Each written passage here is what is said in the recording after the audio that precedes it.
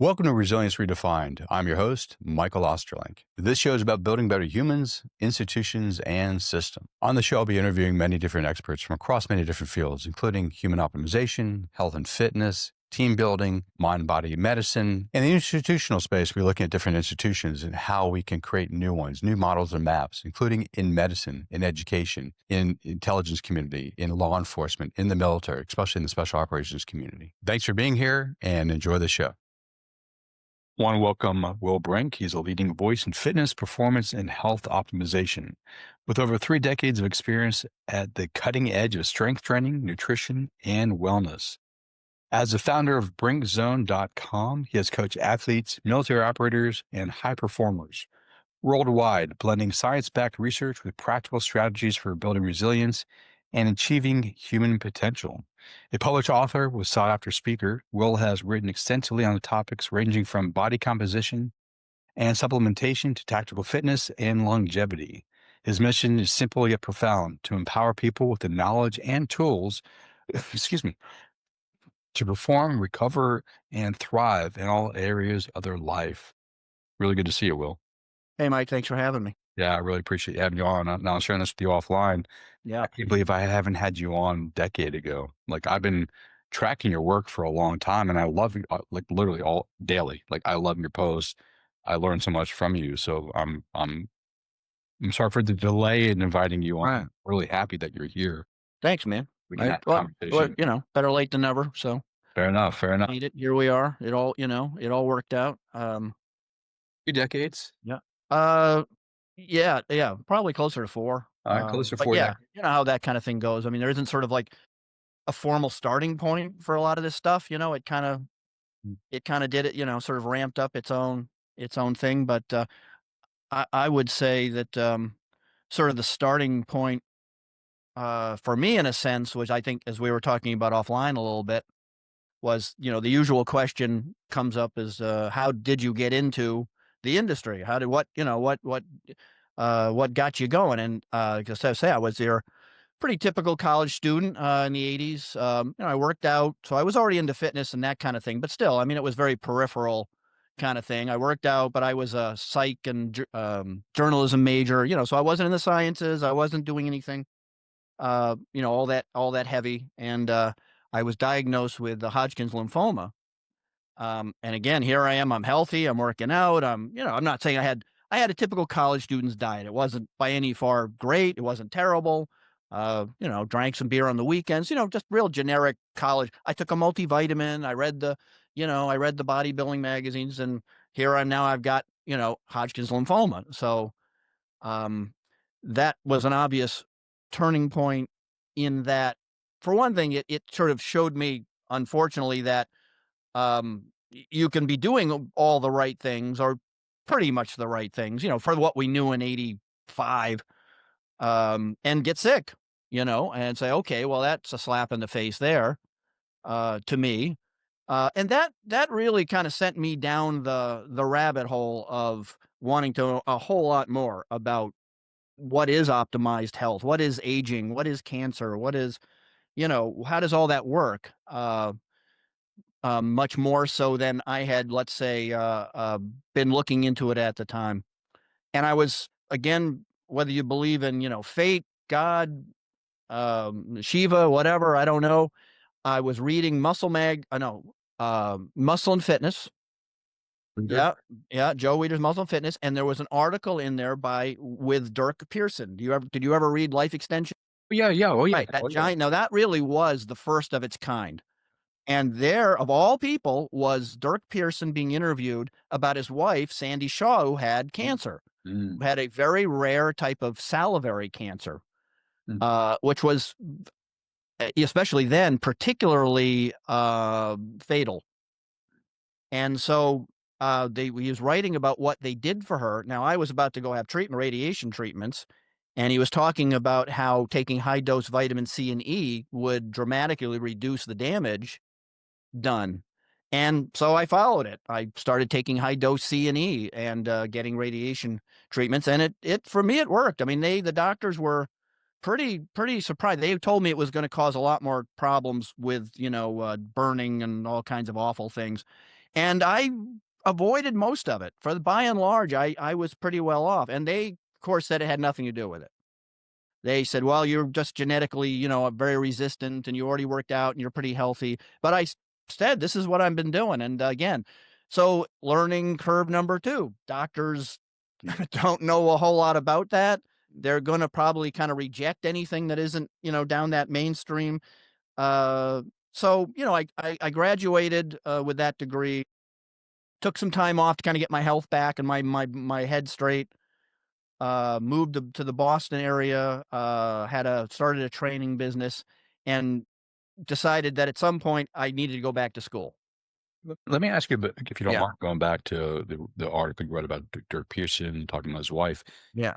and inspiring you to do the vitamin C, vitamin E. Was this IV? Did you do it in pills? And how much? It was oral. It was oral. I mean, it's been 40 years, so I don't remember the exact doses. They were considerably higher than the RDA. Obviously, we're Yeah. talking at least, yeah. I mean, I think it was at least a couple grams or so of vitamin C. Yeah. And probably, I'm going to say, 600, 800 IUs of E, something, but it's been a long time. I have to, I understand. I just for sure remember, um, it being considerably higher. And, right after that, also, I went and got his book, and started to read his giant book, Yep. which again, for the time was absolutely, cutting edge stuff. I mean, by today's standards, we would kind of look back at it and to be honest about it, a lot of it was wrong. Uh, but again, considering what the information he had to work with at the time, a lot of it was very speculative, to be sure. But to give Dirk Pearson credit, I mean, he really did start. Really was I would say, the beginning person who kind of turned people on to nutraceuticals, the Hmm. concept of even the very concept of anti-aging and that type of thing. But yeah, it was I that so I went and started to read his book and started to, like, say, realize that if I wanted to um, take it to the next level of being able to understand that type of thing, read it, I had to go back to school and take all those sciences and all that I had, sort of avoided. I was always kind of lazy in school, frankly. I sort of took the easiest route by and large. Back then the easy route was like psych degrees and that kind of thing. Today it's like communications or whatever. Um, I wouldn't say a real dedicated student at the time. It wasn't when I went back as an older student, I had a much different attitude. I had a very different attitude in my 30s. I was back for a purpose. I was there under paying my own dime to go to school. I was at you know, uh, and I think I will say that also, in my personality, which again, I think we learn these things as we get a little older, I tend to sort of come up to difficulty. If something, when I went to my first college, I was a, C student. I was just a, get by kind of student with the courses. And when I went back to school as an older adult at a much more difficult program, taking much more difficult courses, I was a B plus student, Okay. Yeah. taking biochem and physiology and molecular physiology and stuff.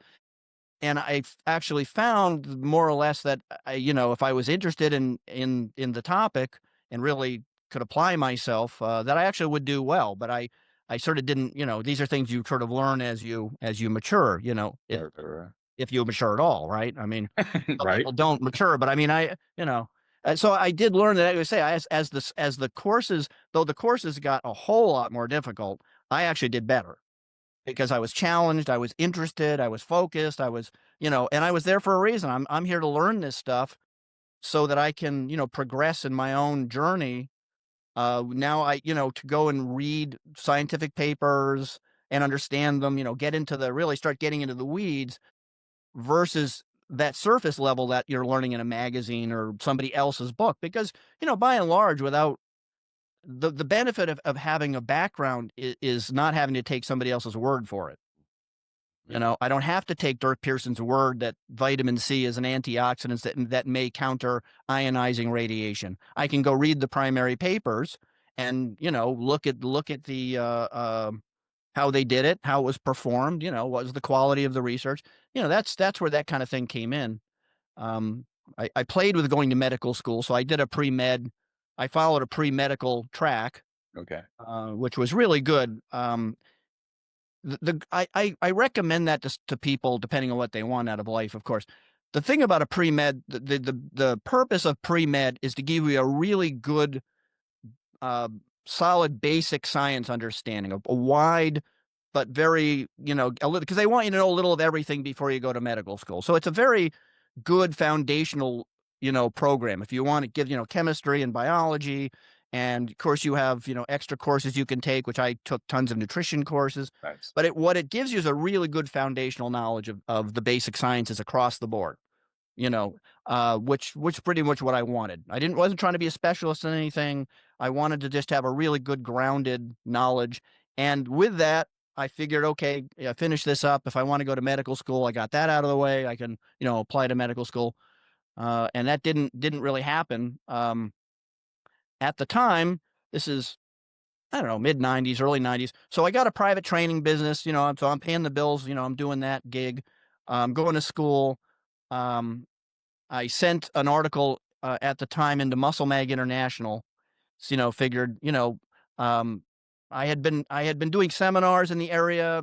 People encouraged me to write, so I sent something into Muscle Mag that got picked up. Um, I sort of thought, well, if it's a fluke, I'm going to write two more. If I get three published, it's meant to be.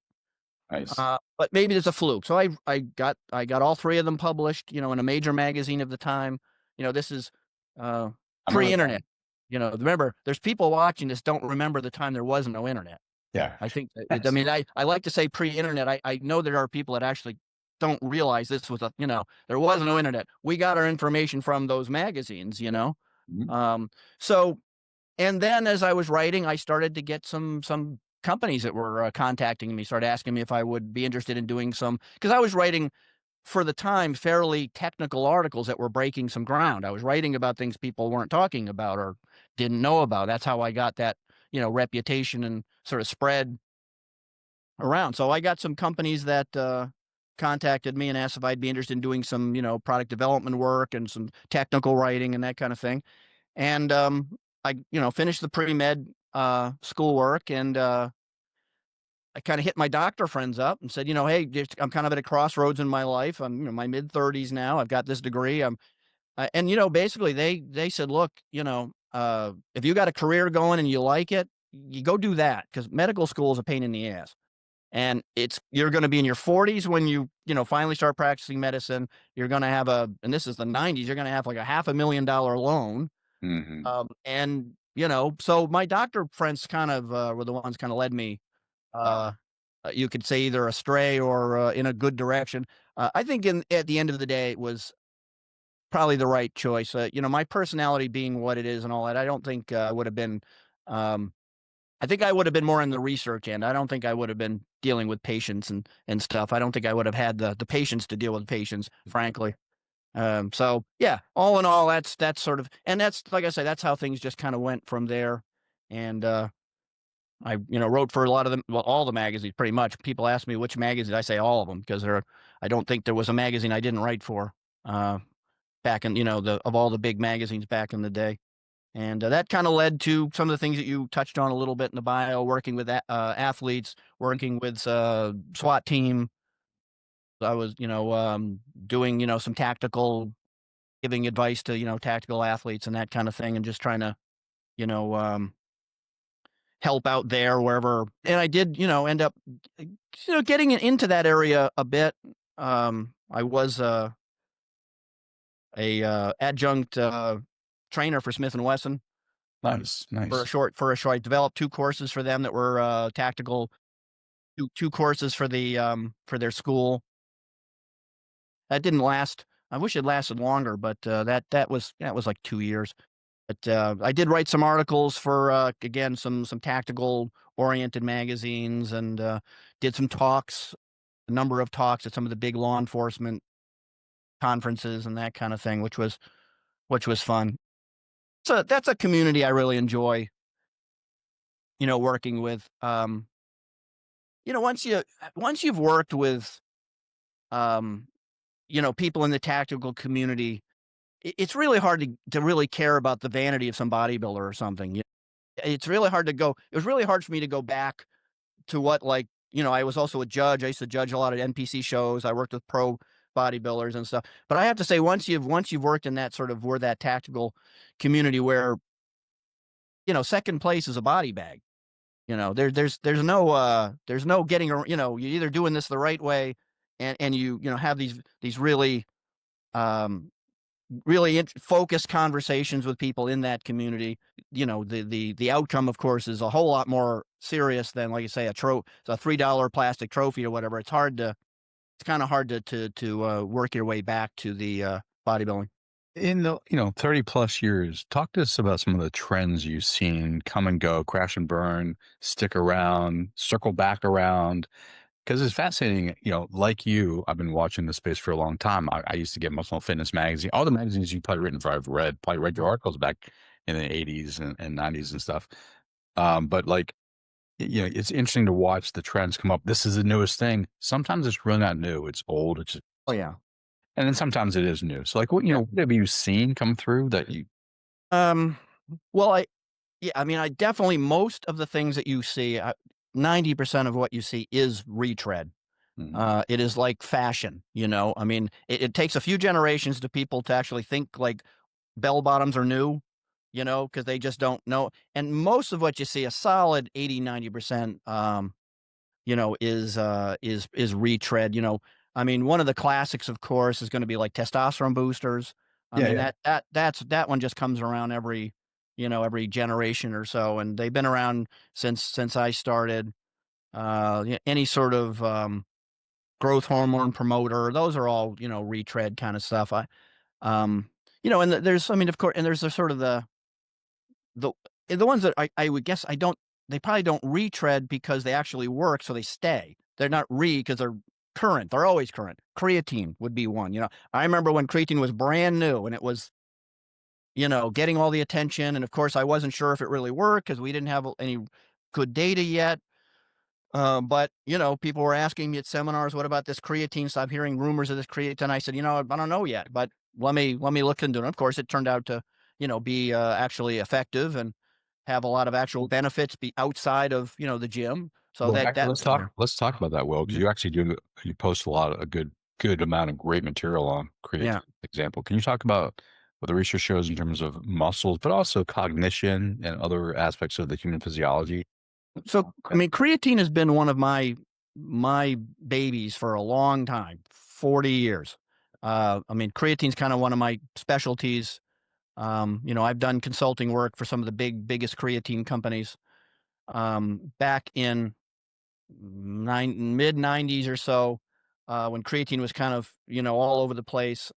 Um, there was sort of well, the attitude at the time was sort of like creatine is creatine; it's all the same stuff, which was not true. It's still not true, but it wasn't true then. One of the big German creatine, now called Creapure, but at the time they were had a different name.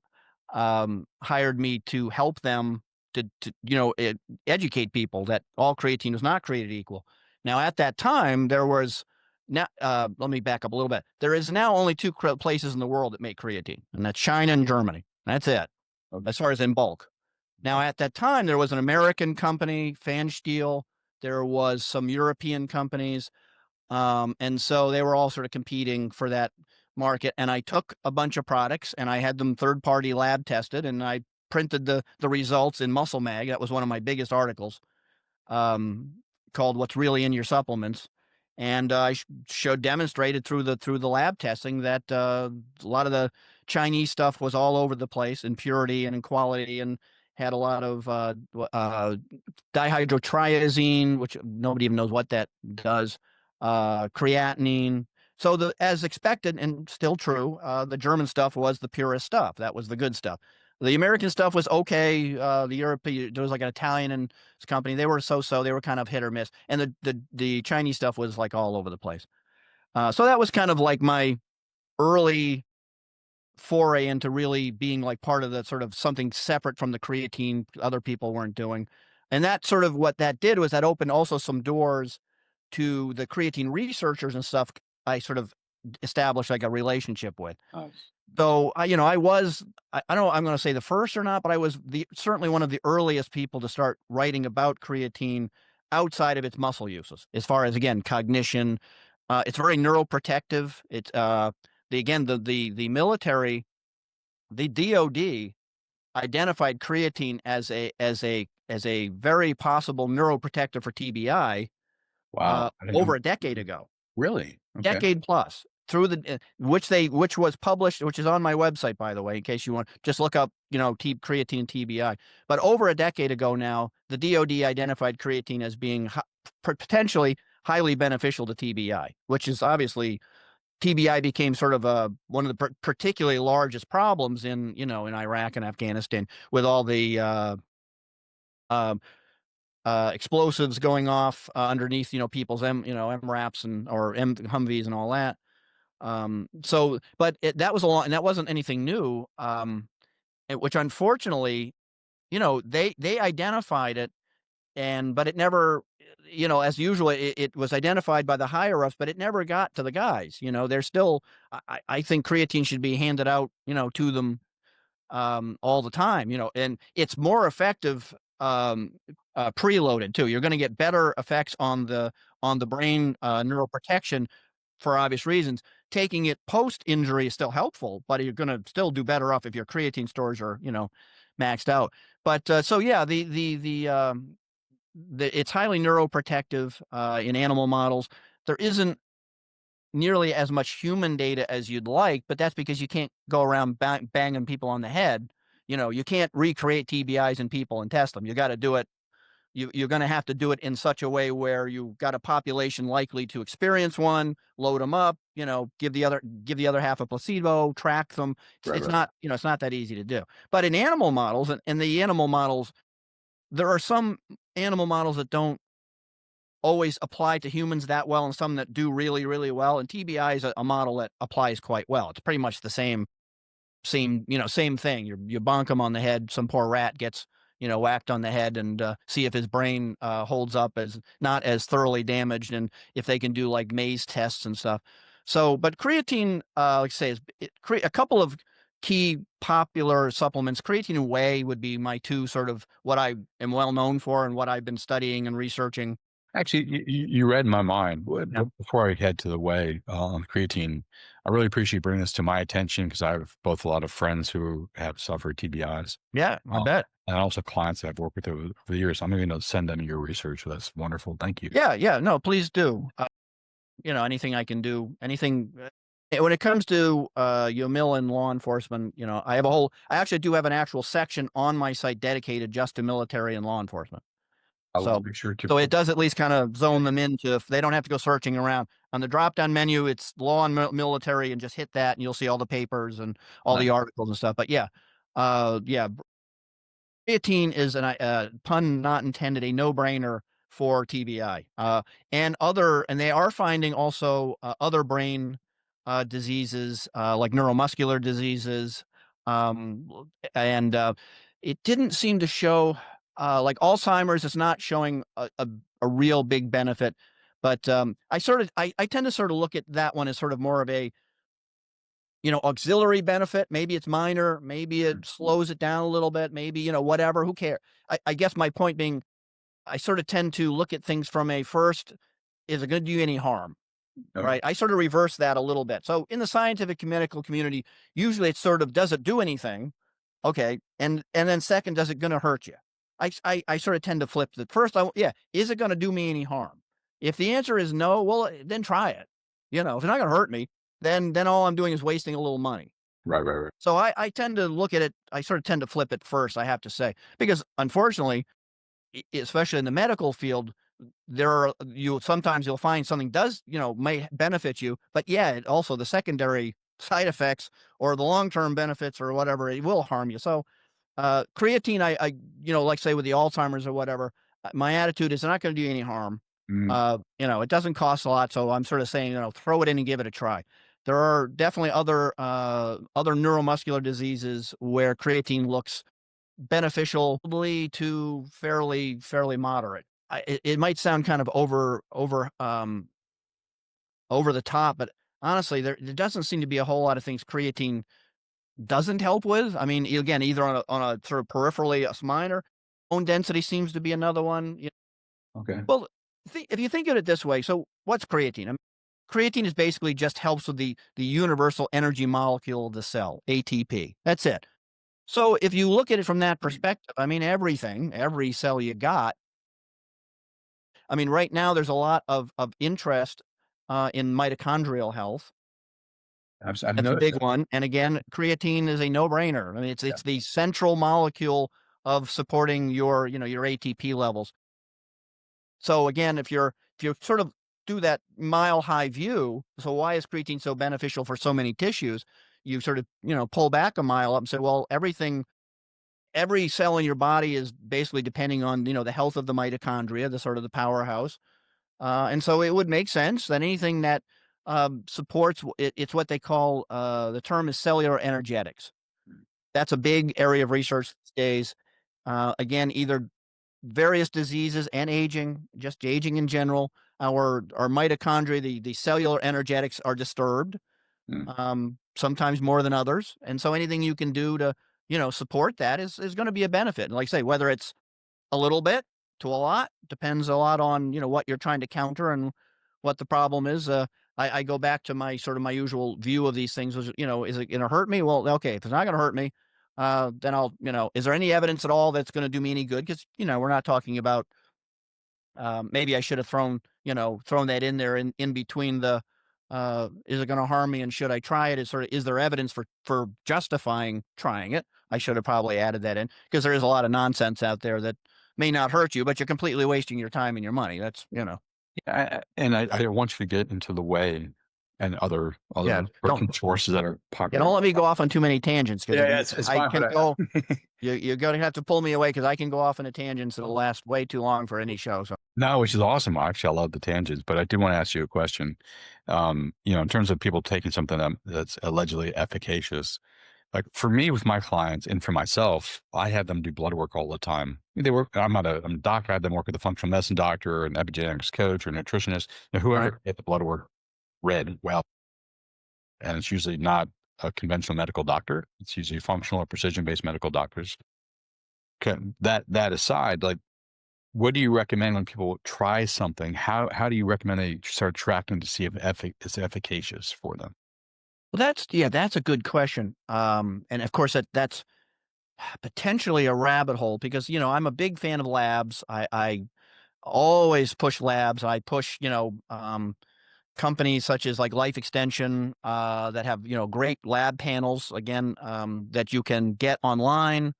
Because again, unfortunately, a lot of the, labs that doctors do, they're not looking for that kind of stuff. You got to ask them or you got to go pay for it yourself.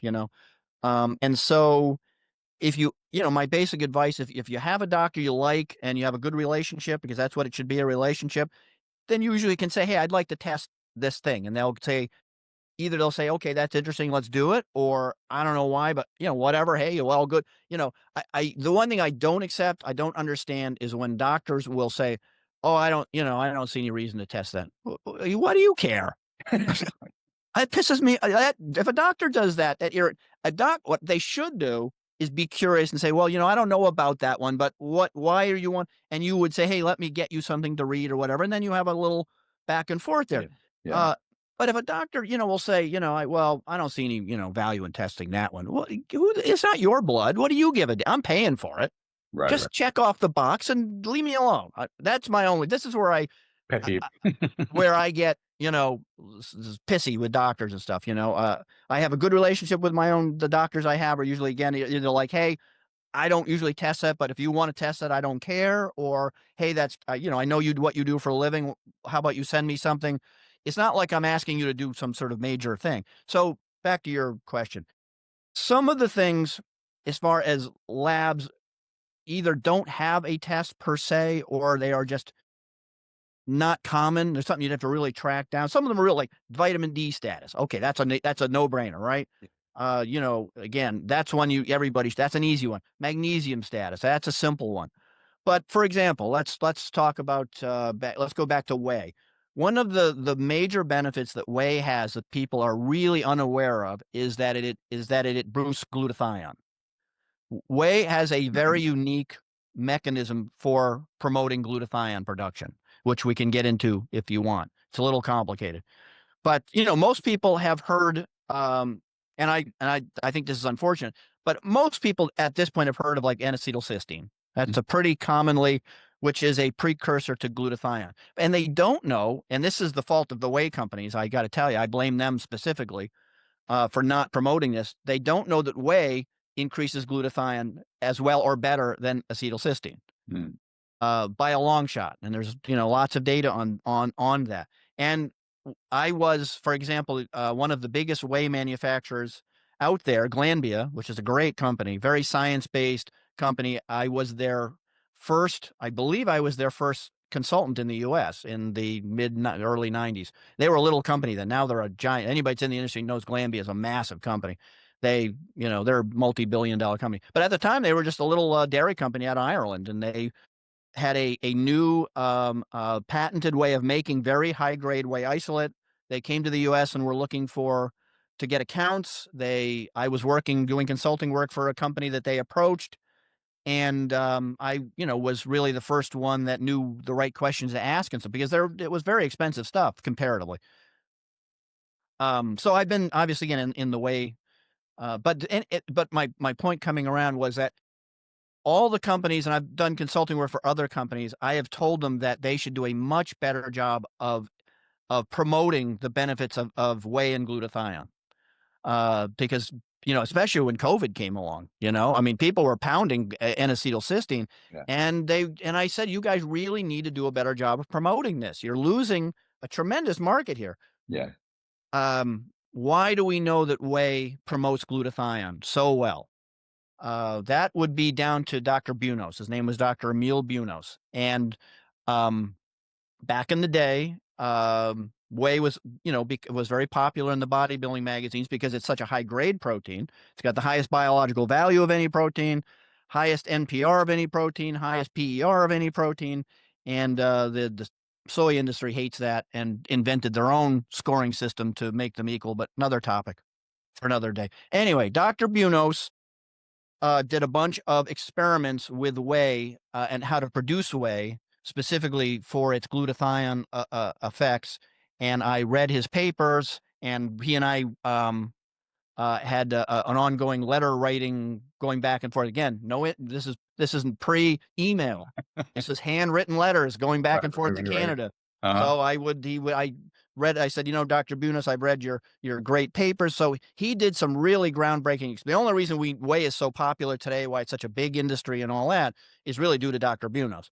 But you probably have heard, for example, like for whey to be beneficial, it has to be made cold. It has to be, it has to be cold tempered. It has to be undenatured.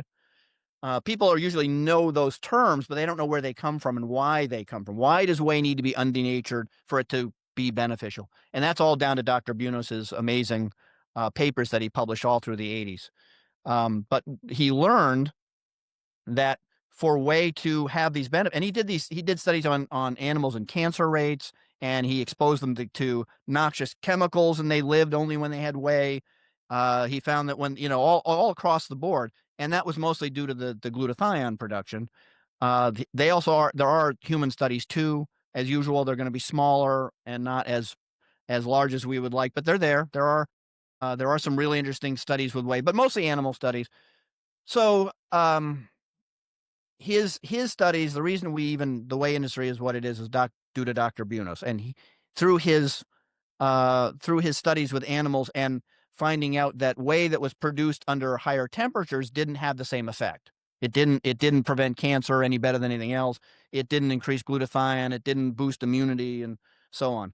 And he was the one that discovered that it had to be produced under low temperatures and done correctly. And what that means, without getting too technical here, the undenatured part, undenatured means that basically the protein is preserved in a three-dimensional shape. It's what they call a tertiary shape. If you denature it, it unravels. If it's unraveled, it doesn't have those benefits on glutathione and immune system. So what is happening here, obviously, is not just the amino acid content. It's not just the protein. It's that the protein has to be delivered in this three-dimensional shape, what they call a tertiary shape. And that was the breakthrough sort of thing that he realized. And after that, again, big whey companies like Glanbia and others, started to follow his processing and his research. Now, the company that he founded, Immunocal or Immunotech, still exists. And I am on their scientific advisory board. People can look that up online. And so they have their focus and their market is really much more on the medical side. They really promote the Immunocal specifically more on that medical side for people with HIV, various cancers, that kind of thing. So a lot of people might not have heard of it, but his company still exists. But the large whey companies that are out there do, I think by and large, I can't vouch for all of them, but certainly most of the ones that do produce the whey, try to produce the whey under those low temperature, and not mechanically beat it up too much, and try to preserve those what they call labile proteins. Besides the whey is a really complicated protein. So besides the glutathione, that's even like on one of its benefits. It also contains a whole bunch of bioactives like lactoferrin, lactoperoxidase. And these are all very unique. Lactoferrin is a really unique protein. It's only found basically in whey and like colostrum. It's only found in the the mother's milk of certain animals. Human mother's milk tends to have a lot more of it. It's very immune supportive. It also increases all the beneficial bacteria in your stomach.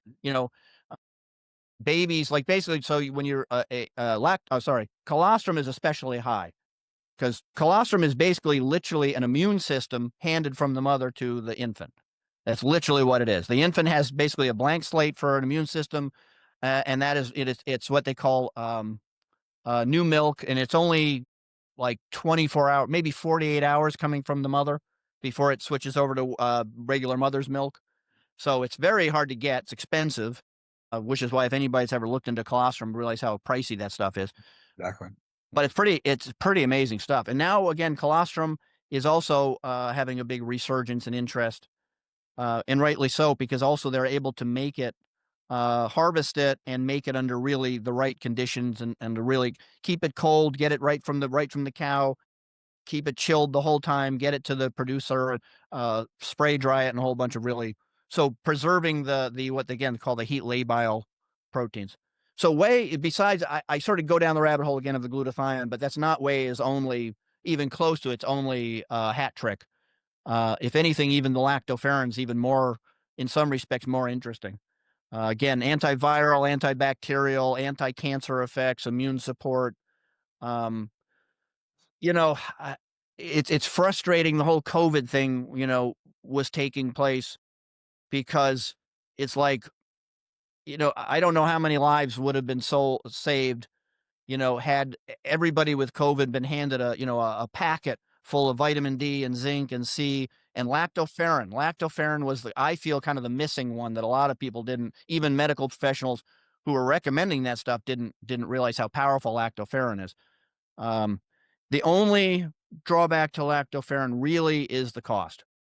It's just very expensive. Other than that, that's one of those sort of like in your, what should people consider taking to, support their immune system and their gut health and all that. Lactoferrin's like going to be now whey, of course, would be the easy route because it's a lot cheaper. Right. Say people, I don't know, they don't want protein powder or whatever. I mean, I actually use whey and sort of tend to fortify it with a little extra lactoferrin. You have a brand that you prefer? Life Extension. Okay. So, okay. All right. Life Extension. I will tell you that, again, I've done consulting work for Life Extension on and off for 30 plus years. I know the owner very well. I'll see him tomorrow night, actually. Oh, nice. Yeah, we go out, once or twice a month. He's a magazine, by the way. I've read that on and off for years. Yeah. Well, if you, I haven't had much in there, but if you ever go to the website and put my name in, you'll see I've been writing for there. Again, I wrote their first articles on creatine and whey. Actually, to give them credit, Life Extension was the first like anti-aging company to sell creatine and whey for those uses, because I contacted them and said, you really ought to consider selling these for, again, aging populations, muscle preservation, sarcopenia. That's another thing that creatine is benefit for. And their response was, well, this is Jim's, why would we want to sell this? Is for bodybuilders. And I said, no, look at the data. And they did. To give them credit, they were like, wow, we didn't know that. Nice. So they were as far as I know, they were the first, non like bodybuilding sports nutrition company to sell creatine and whey for that. Yeah. Yeah, yeah. So I talked, them into it, and some other stuff. Lactoferrin they sell, which again they use a very high grade apolactoferrin, which I developed for them. But yeah, my go-to company on a personal level, is Life Extension for most things, most of the time. Some other, I'm pointing over there. Some of my vitamins are some other Right. products. So just literally over there. So yeah. Let me There's ask a you a handful of companies that are good that I can vouch for because I worked for them or consulted for them, or I know the owner, type of thing. Life Extension, the only drawback to Life Extension I would say is, they just don't always have everything you might want, and they don't. And I've told them I think they should change this. They don't have anything in bulk. They don't sell anything in like a bulk can. They tend to sell everything like a cap. Like creatine, unfortunately, they're only selling capsules. Oh, wow, okay. All right. Yeah, which I think they should have on a can of like everybody else. Like But everyone else. I Yeah, don't. yeah. I don't make the decisions. I said, look, I don't know why you don't sell it, but anyway, so I don't use their creatine, Let me ask unfortunately. you this, protein. So you're obviously a big fan of whey. You mentioned soy, and they changed the assessment so they can fit. They can make themselves look better. I assume. Yeah, But like, walk me through, because plant proteins, there's a lot of people who push the plant proteins. They're like pea protein or brown rice protein or I guess soy. yeah. There's eggs. There's all kinds of different proteins. Can you walk through the different ones and why you might recommend whey above all the others? Or if not, Well, I mean, there's some others you might recommend for very. yeah. By and large, I mean, as far as protein supplementation goes, which tends, supplementation's an important words. Is it's supplemental to a good diet. Let's just get that out there. So, just say that outright. I'm not telling people to replace all their protein with whey or anything, but I mean, it's not that easy to get adequate protein, especially if you're active and all that. So, as far as supplemental protein, um, whey, in my view, is about as close to perfect as you could ask for from a natural point of view. Whether it's the protein quality, whether it's the BCA content, whether it's the leucine content, it just goes on and on. By and large, the only time I would tell people, to use something else is that they're vegans. They just don't want to use a dairy-based protein. Yeah, they actually have an actual allergy to dairy proteins, which is actually quite rare. There is the peptide in whey that is can cause allergies in some people's beta-lactoglobulin, which is why in like infant formula and stuff they hydrolyze it. They chop it up with enzymes. That's really rare. There's been studies on this. Not too many people, adult people, that are genuinely have a dairy allergy. There is, of course, some people that will say they're lactose intolerant, but isolates are lactose free. So so that problem is eliminated right there. So, all right, for those people, for whatever reason, they can't take it. I tend to favor, as far as plant-based proteins, mixes, because there's really though some plant-based proteins are definitely better than others as far as the amino acid profile, none of them still are going to match an animal-based protein. And the way that you can counter that is by mixing, because you take a pea protein, let's say has everything, but it's lacking, methionine or whatever, or leucine. I forget which who has which, but you can definitely get the amino acid profiles you want by mixing them. So I've seen some pretty good mixes out there where you're mixing, soy and pea and a little wheat or something in that ballpark. And I've actually been fairly encouraged by some of the mixes I'm seeing, because like I say, that way you can, or there are some where they are sort of almost really more of almost a designer protein, where they've got a mix and they even bump up the amino acid profile a little bit with some, with some isolated free amino acid too. So you can get some really nice products there. I I I don't. There really isn't any single um, plant-based protein that I would consider the equal of whey. I think there are definitely some mixes. From a strictly protein point of view, also, the human body is very tolerant. I mean, the reason we're such a successful species is we can eat damn near anything and survive. That's the reality of the human animal. We are omnivores. We are the definition of an omnivore. I have to say, the only time again where I get into sort of some friction with vegans and stuff is when they start saying that we're not. We're vegetarian animal. We are not. Yeah. We are the purest vegan. Sorry, there you go. See, I'm already calling myself. Hope nobody clips that and makes a little snippet of. Anyway, we are the definition of an omnivore. And the point being, from a strictly protein point of view, it's not a big deal. If you have a pretty balanced diet, okay, and you're taking soy or pea or whatever, that's not the best balanced amino acid. You'll pick it up. You'll pick up those amino acids and stuff from the rest of your diet. It's really not the end of the world. And really, if you're the only thing, if you're eating a lower grade protein, again, because we're so adaptable, all you really do is just eat a little more of it. You really don't. Let's say, instead of a 20-gram scoop of whey, maybe you need a 25-gram scoop of pea or something. Especially, like say, if you're getting your amino acids and your protein from other sources. Obviously, that gets more and more difficult the more restrictive you are. If you're lacto-ovo, you're obviously fine. You got your milk and your eggs. But by the end of the day, I mean, you had some, you had some soy or whatever with breakfast and some legumes. Later on, you had some beans and rice. Later on, you had some soy or pea. You're fine. I mean, like you say, all that we've really found out is that if you're eating let's say a lower quality protein, you just tend to need a little more of it. And it's not a great deal more of it. It's probably like 20%. So the reason I would be so pro whey is some of those other things we're talking about, that glutathione, that you're not going to get from any other protein, including animal protein. There's nothing else that has what whey does. And Dr. Bunos tested all kinds of proteins against whey. And it was the only one that boosted glutathione up so high. So that would be those bioactives we were talking about, like say lactoferrin, lactoperoxidase. It's not the protein content per se. It's all these other bioactive things you're getting from the whey that I think would keep leaning me in that direction. And on top of that, and you get this high quality protein. The protein part is almost secondary to these other things that we're talking about. Even though, again, from a now whey, is not, from a strictly muscle building perspective, whey is not perfect. It's good post workout, but again, we come back to the natural stuff. Nature has got this pretty well figured out as far as like what is really the best balance protein for an animal, and that's milk. And what is milk? Well, milk is whey and casein and a whole lot of water.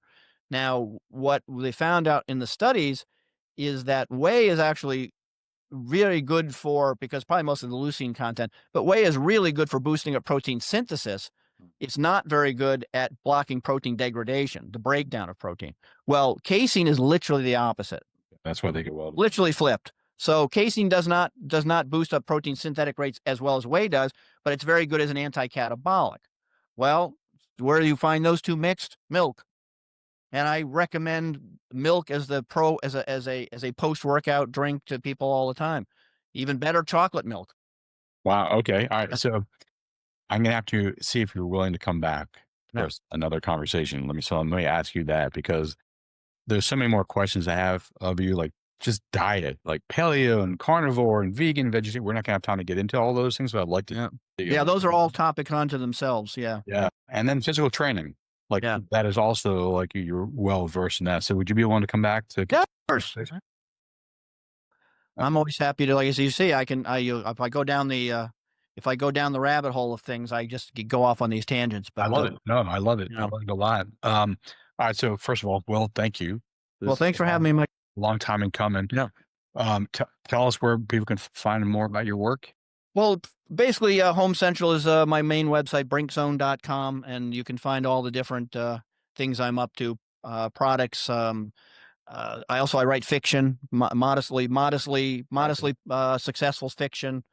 If people are interested in that kind of thing. So but I think home base, obviously find me on Facebook, Will Brink, or obviously look under your friend, you and I find me. I'm on Twitter or X and Instagram, but I don't post a lot over there. I home base mostly as far as like the regular, like posting studies and, that kind of thing. Facebook's pretty much where I'm at as far as tracking me down, and brinkzone.com is the best spot. All right. And name at least one or two of your books you've written too. Well, I mean, I as far as fiction or nonfiction, One of each. yeah, because I haven't written much in the way of nonfiction books in a long time. But I write thrillers, which are based mostly on special operations related stuff, because that's sort of I know the sort of the background, some of the technical stuff. I also write science fiction. What just came out was part 2 of my Old and Angry series, which is a gritty spin-off from the other series, as a matter of fact. I took some. I don't know if you ever read Stephen Hunter stuff, Point of Impact. Oh man, that's some good stuff. But anyway, so Point of Impact, he has a great character in his whole Point of Impact series. But at one point, he has a spinoff where his father from the character goes off on his own. And I always liked that idea so much. I always wanted to do a spinoff of my main. So I did a spinoff of his uncle, who's an older guy. He's a veteran of SOG. He was a LLRP. And Oh, wow. I based it on a buddy. So a buddy of mine was an LLRP in Vietnam. Did 2 tours in LLRP, and the name of the guy is based on him. His name is Paul Laughlin, who's a good friend of mine. And then from there, I just kind of go off into fun. And so he goes into SOG. There's some SOG stuff, and then he ends up in Brooklyn in the 70s, which is where I grew up. So it's sort of a fun. It's more of a going back in time type thing. We're in 60s and 70s, but I grew up in Brooklyn in the 70s and 80s, so I bring the mob in there because the mob was very how do I say this without ending up in a the mob was very well known in my neighborhood in Brooklyn in the 70s and 80s. Well, New York was run by the mob in the 70s and 80s, let's be honest. Fair enough. Well, make sure to include links to your fiction books as well as your website. I'm actually zooming into you from the Bronx. Just moved here 2 weeks ago. Oh, yeah. 2 weeks. Wow. Yeah. Came from Austin, Texas. Good deal. That's a culture shock. Oh, yes, we could talk offline about that sometime. Yeah, Texas is very much different than New York, for sure. Yeah. All right. Well, hey. All right, brother. Thank you for having me. Thanks for having me, and keep in touch. I'll see you online on the Facebook and so forth, and let me know when make sure to send me a link for the show so I can tell my people know. Will do, and I'll definitely have you back on. All right, man. Awesome. Thanks, buddy. All right. Thank you, pal. Sure. Bye.